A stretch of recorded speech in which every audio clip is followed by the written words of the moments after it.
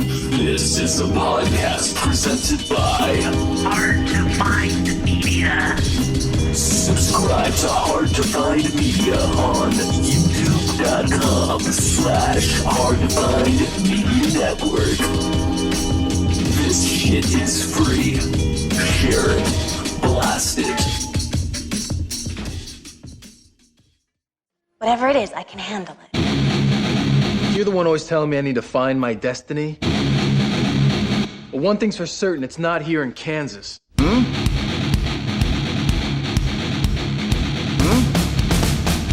saved my life. He's a rather extraordinary young man. Don't you think? Hello, everybody, and welcome to Smallville Freaks, a podcast 15 years too late. I'm Mike Pelly, joined by my co-host Jason Lamb. How are you today, sir?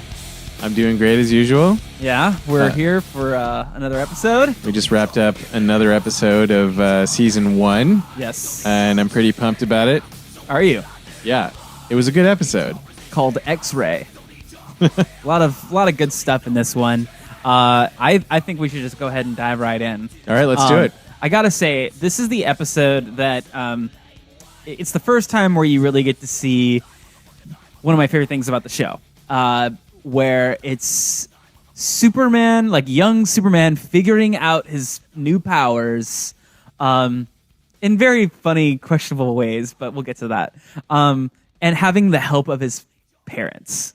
Like, I love their guidance. And the whole show for me, or at least the first few seasons, like the main thing I loved the most was Martha and Jonathan Kent were just like there for Clark in this time of transition. So when he's like going through changes, in this case, it's seeing through shit. They're like, oh, that's new. Well, you know, like, let's try this and let's try that. Like different, like fun ways to like exercise that new, thing you have. They're so supportive and at the same time, like really scared and uncomfortable about like what Clark is capable of. And another thing is like, I bring this up every once in a while, but like the Buffy parallels, where in Buffy, she couldn't really talk about her powers with her mom. It was like a secret. And it kind of like flips that script a little bit in this one, where like they're totally aware since the very beginning, and they've just dealt with it from the beginning. Yeah. So it creates like a little bit of different dynamic with his parents, I think.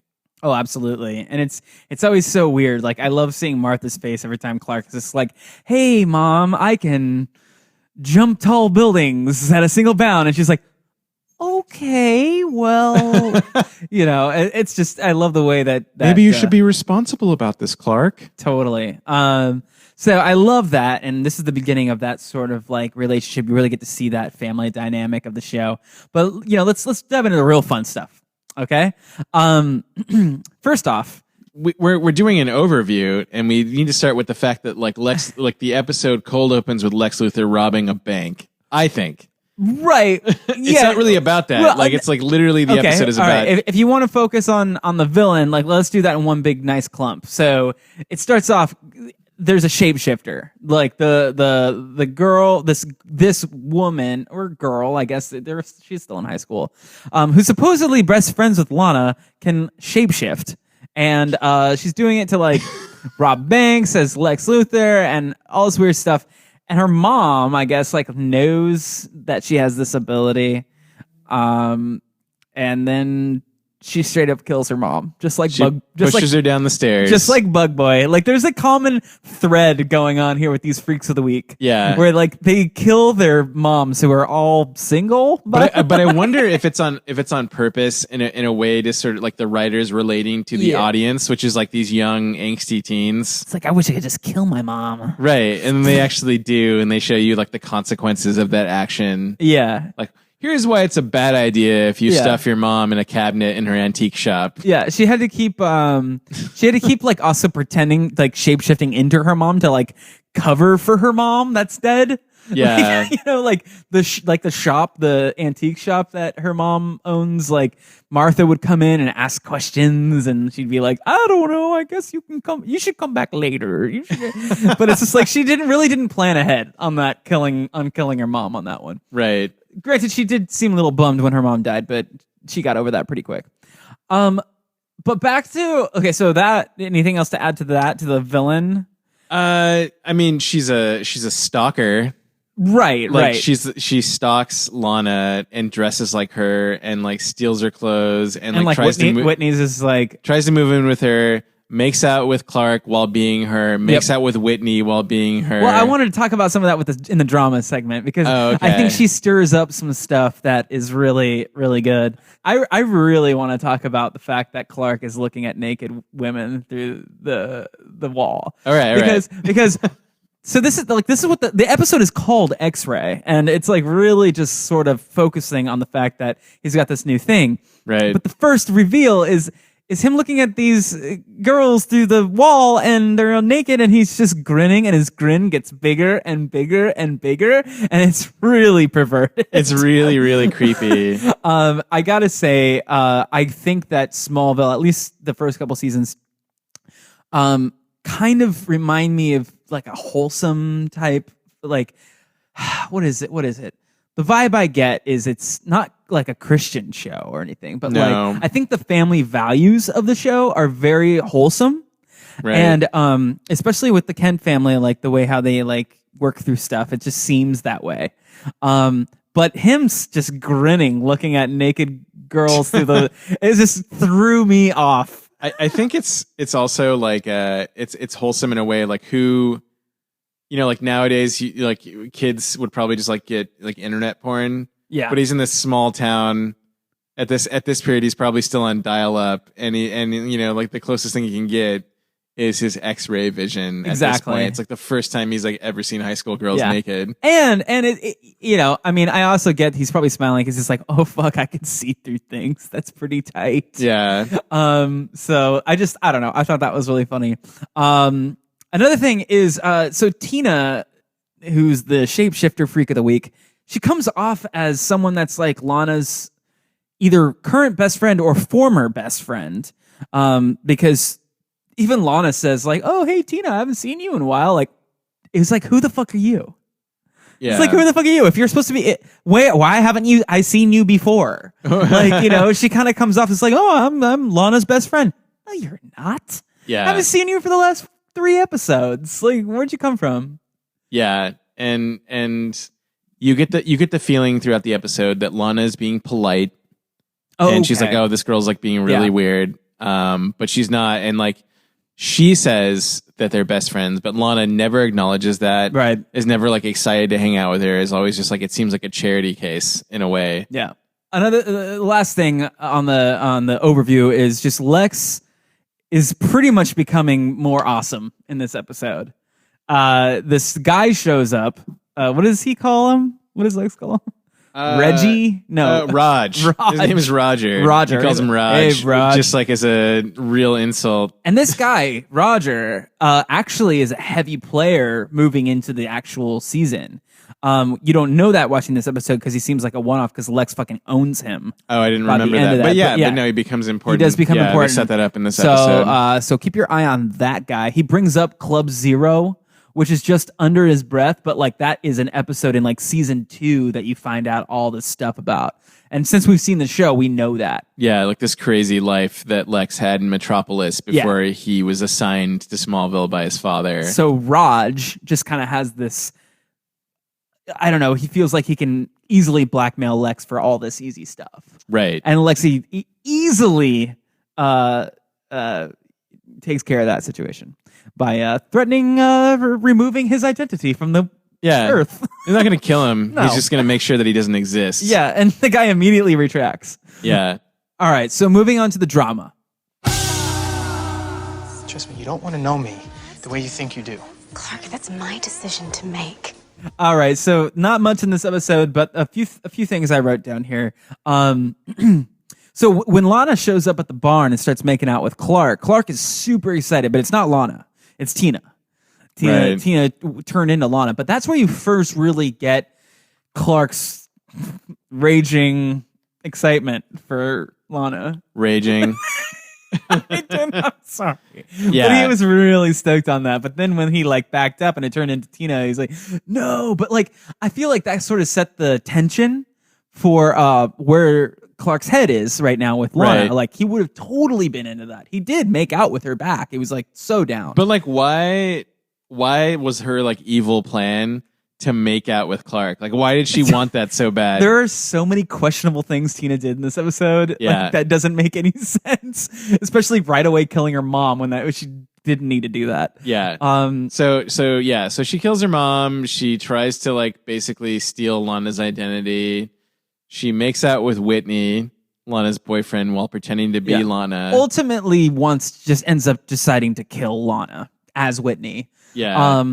But the whole like even Clark is looking at Lana and Whitney when they're together after Tina is defeated.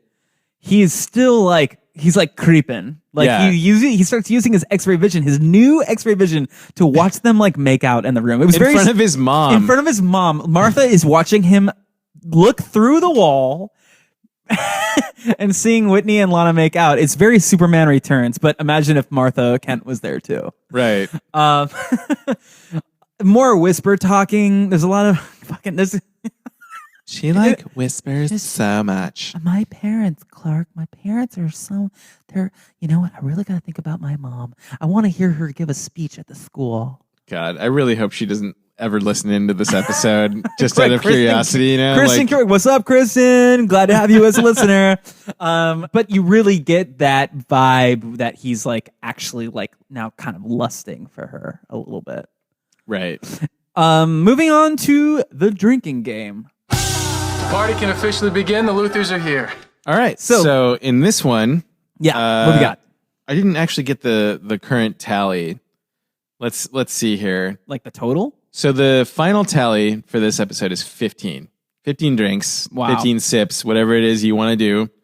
That's pretty close to the last time. Last episode was like 13 or something. Again, like viewer discretion is advised. Yeah, probably watch this episode with a beer as opposed to with hard liquor. We'll go through the list. Okay. Hospital scenes? 0 for this one. Nothing. Okay. And I actually don't think that we've maybe had one because they haven't set up that set yet. But then once they do, they're just like, let's use it as much as possible. Yeah, God, man, when we get there, I'm so excited. All right, so 0 hospital scenes. Number 2, someone says son or father. That happens at least 4 times. Okay. There's the scene where Lex is talking to Raj, and he says father like a ton, but I'm trying not to count that all because I don't want people to black out. Right. Chloe cries. Not this one. She's barely in this episode, actually. Oh, yeah, well, Chloe doesn't cry. Right. No shirtless Clark, which we've seen before, hasn't happened in this one. No, not yet. Glass shattering. Twice. Yes. And both times it was full human bodies being thrown through windows. So, yeah. Classic. He gets thrown through a window in the first 3 minutes of the show, and then he gets thrown out of his barn on top of the family truck, which I swear to God gets destroyed like 30 times throughout the course of the show. Truck. And they never, ever acknowledge it. I was just like I can't imagine like Jonathan not being like, God damn it, Clark. Again, I got to go to the window, guys. Again, now they're just like comping me windows at this point. At this point, they're just giving it to me wholesale, son. Yeah. Well, we're also thinking like because we've seen the whole show, so we know what's in store for that truck. Yeah, just so much shit. It gets flipped and like picked up by tornadoes, and just like people throw it, and like it's crazy. All right, so the next one, foreshadowing. That's number 6. Okay, that happens once, right? Explain it. So I think because they talk about his X-ray vision, which becomes like a huge thing later on in the show, I think that counts. So I'm going to say that you could say it's 14, but the final count is 15. I mean, I mean, foreshadowing. The intention for that being a rule is just like someone just like, Clark, you're gonna fly one day. You know? Right. In this case, he's like, I can see through fucking walls. So, right. Okay. Luthor cocktail number 7. Finally. We finally get to this one. That's number one. Yes. He's sipping a drink while he's threatening to make Raj disappear. Absolutely. That was the first Luthor cocktail. I'm very excited because there's so many more to come. Yeah. This one, I didn't really see. Clark lies. He didn't. Clark was pretty He didn't have to be in a rockin'. situation where he had to lie in this episode. Clark brooding. We thought there was a psych out when he was really just trying to stare through football. He was trying. Yeah, he had the brooding face, but he was trying to concentrate and see through a football. Yeah, like when you focus on an object in your hands, like doesn't matter what it is. Yeah. Like you're just twisting your ring or something like that. Like yeah. But no, he was actually like literally trying to stare through a football. So that didn't count. Yeah. All right. So Lana brings up her parents. This is a very Lana parents heavy episode. Boy, was it.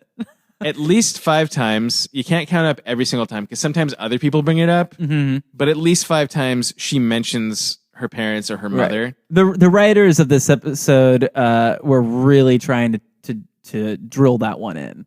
Really try to take that one home. Like she misses the fact that she can't like hang out with her parents or whatever. Right. She just really thinks about them a lot and brings them up a lot, and nobody cares. So 11 here. Someone says abilities did not happen. Nobody said abilities. They said like powers, and they said like what you can do, and they that. allude to it. But yeah, I like that a lot of these rules. We're not getting too many hits of them right off the bat because it's we stuff still got it's stuff that's 15 hits. Exactly. We still got pretty 15, crazy. right. Like that's an insane amount. That's pretty heavy. Okay, so the last one, number 12, Clark shows up out of nowhere.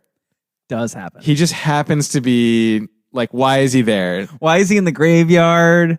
Why is he walking down the street when fake Lex is robbing a bank? Right, he just like happens to be there out of fucking nowhere. Easy setup for the writers so that's to do. 2 or 3 or So that's 2. 2. That's Okay. 2. So again, like a total of 15. Perfect. Well, that'll give you a nice, good, solid buzz. Yeah. That's that for the drinking game. What about the geek lore? This is Smallville. Meteor freaks, alien ships, cryptic symbols. Someone has to protect the world. All right, so this one was a little bit light, I think, on the geek lore. Okay. We already mentioned in the foreshadowing part that he gets his X-ray vision Right. in this episode. Yes. He doesn't know how to control it yet. That is something that is very prevalent. They use that all throughout the show. Yeah. Now that he has it in this one, and it's a continuing theme in the show itself, where he's like slowly gaining his powers. Right. Another thing is that it's the first time he discovers he can't see through lead because he's staring at the chest that Lana's necklace was in. Mm-hmm. And we knew we brought up lead before on our show, based on the last 3 episodes where that casing that kind of keeps the necklace apart. The reason why it doesn't affect him is because of lead. Right. But this is the first time you're actually seeing him like trying to like what he was doing with the football. He was actually trying to see through it because his new power. Yeah. And he couldn't do it. So he doesn't mention it, but you can see it that he's just realizing that he can't see through. They don't outright confirm it, but this sort of sets it up even more compared to the last few episodes, right? With Bug Boy, for instance. And then he also mentions his Kryptonian parents when he's talking to Lana, where he's talking about like, yes, I wonder what they were thinking when they did this, right? Like what he's not telling Lana he has alien parents, but right, but he knows he does, and he's being really hypothetical in the way that he's talking. And she's just like, man, I wish I could ask my mom and dad so many questions. And he's like, yeah, me too. Speaking about his biological parents, and that's like an interesting thing. That's the first time you hear him pondering about his Kryptonian heritage, right? Being curious about it, because the first 3 episodes is just like real teen angst and like all that, and now we're starting to get into like his trying to find his identity a little bit. Right. Just a very small, tiny little taste of that. Just a taste to get you hooked. A little tingle. All right, so moving on to Crew Spotlight. To help create the look of the show, to tell the story visually. I'd say we can start with Lizzie Kaplan, who was the villain in the show. Lizzie she Kaplan. Played Tina. Yes. She is in a lot of things these days. Yeah, she's an incredibly talented actress who seems to be in demand. She's been in Mean Girls, which you had mentioned. I didn't even remember she was in that. That was like her first cinematic debut. And that was after this episode, too. Yeah, she looks 3 years exactly after. the same today. It's crazy. Yeah, she does not age. Or she ages well, I guess, is what they'd say. Cloverfield, The Interview. Most recently, she was on Masters of Sex, True Blood, Season 2. Right. She was Jason Stackhouse's girlfriend who ends up getting murdered. Right. It was only like a small arc. But she was like addicted to V. Yeah, It was kind of like a weird hippie. So the actual crew spotlight that I want to get to is the cinematographer. I think he's a pretty good mention here. A guy by the name of Attila Zale, who is from Hungary. And this dude has just done like so much. He's done X-Files, Masters of Horror, which was a nice anthology series. He did The L Word, many episodes of Smallville. He did the Crow television series, The Outer Limits, Jumanji. He was the director of photography on Jumanji. What? Wait, okay. So there is a shot, twice they do a shot in this episode where it's a close-up of Tina's face, and she transforms into somebody else, and it looks very bad. So that, and I understand it's a TV budget, but it's like I want to say even worse than X-Files bad. Yeah, no, it's really bad. And I was talking about the effect, like that transformation. It's the first time that or not the first time, but the first time that actually happened was in the movie Willow. Yeah. The first time like that had ever been on film, the transformation. Interesting. I think a character gets turned into a lion or something like that. And it's just like a close up of the transformation. Yeah, yeah. But I don't think that the director of photography had anything to do with that special effects shot. That was probably more whoever the special effects supervisor was like, we need to get a composite shot of these two things together. Okay, all right. So it's not his fault. I can yell at somebody else. I don't know. Maybe he this was him trying his hand at special effects. Who knows? But yeah, so he's an incredibly talented, also in demand person. He's probably done hundreds of movies and television episodes. Well, I remember Jumanji looking pretty spectacular, like back in the 90s, like effects wise. But if he wasn't effects involved heavily. Yeah, I guess like the overall look of the film was pretty great. I don't know. That's the only thing I can judge him on, really. Oh yeah, he also was director of photography for The Expendables 2. Ooh, my Blade Trinity favorite. Isn't that just like nuts? Oh yeah, it's he nuts. did Time Cop with JCVD. This is still old cinematography? This is all this is the dude. He was like director of photography or a camera operator. Like he's just done like everything from like the ground up. Wow. As he's gone on. Wow. Well, I'm impressed. So good job, Attila. Yeah. That wraps up our crew spotlight. Oh, there's our crew spotlight. Well, I honestly I'm excited to move forward because again, like I said before, this episode sets the stage of Clark develop. We get to actually witness him develop powers moving forward, and seeing how he turns to his lovely parents to help him out with that. So that being said, episode 4, Smallville Freaks. Where can people find you on social media, Jason? You can find me at Instagram, JTL_hell, or on Twitter at Jason_Lamb. Right on. You can find me at Mike Pelly and all the social media platforms. Again, I'm Mike Pelly, Jason Lamb, Smallville Freaks. We'll catch you for episode 5. Thanks for listening. Bye.